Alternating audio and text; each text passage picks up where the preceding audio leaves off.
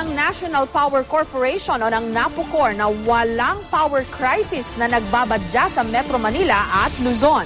Yan ay matapos lumabas ang balibalitang posibleng makaranas ng power shortage ang bansa. Ang tanging dahilan daw para magka-power shortage kung magka-problema sa planta. Pero sa ngayon, steady raw ang power supply sa bansa kaya't wala raw silang nakikitang problema.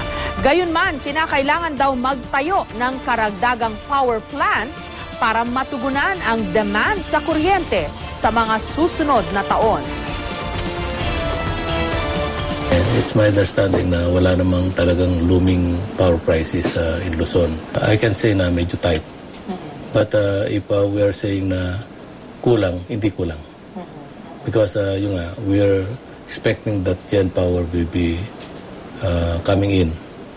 Yung 600 megawatts niya by April or by March, April.